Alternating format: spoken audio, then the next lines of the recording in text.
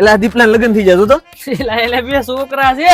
ઓહો આવા હાવ લફંગન દારૂડિયા વેફળ થઈ જાય આપડી જેવા હારા છોકરાને તો નહીં વાત છે. નહીતર હું પરણી ગયો હોત. જો કે મારા તો હોપારીનું વ્યસન ના બોલ તોય મારું નથી થતું. ભાઈ તમારે કેટલા છોકરા છે? એટલે ભાઈ તમે એને ક્યાં પૂછો એ વાંઢો છે બિચારો. હું વેહ વળતતા નથી થતું ને હાવ એટલે હાવ કંટાળી ગયેલો છે.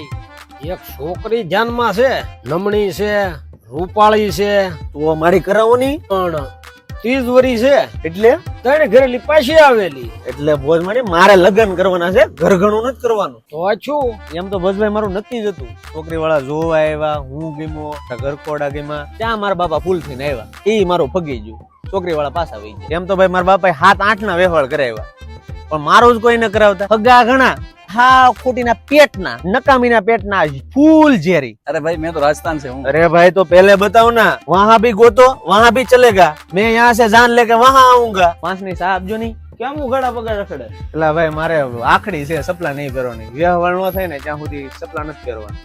નક્કી ન થાય ત્યાં મારું મારા મામાને નક્કી જ હતું. ત્યાં છે ને એ સોળી ભાગી જઈ કરમ ની કૃષ્ણાય ભાઈ. હવે તો કોક ના ડીજે વાગે ને તો એમ થાય કે મરેશિયા વાગે છે. તારા લગ્ન માં અમે બધા પીરસ્યું, તારે ખાલી જોવાનું છે, હેલ્ડિંગ કરવાનું, બાકી બધાનું લેતો હોય. તમારે કઈ કરવું નથી. તમે એક કામ કરો, મારે લગ્ન કરાવો. ફોટી પીડ્યા લગ્ન ન કરાવતા ને પીરસવામાં તમે બધા આમ નામ પીરસવું મારે થોડીક વાર લાગશે, બાકી થઈ જાય. તારે ભાઈ ને હાળી નહીં કે વાત હાશી મારા ભાઈ ની હાળી હતી, ત્યાં મારું નક્કી જ હતું. પણ મારા બાઈ મારા ભાભી ને માર્યા, કોલ ડરાવી નાખ્યા. તો એ કે હવે તારું કરાવવું જ ન. કેવું છે તો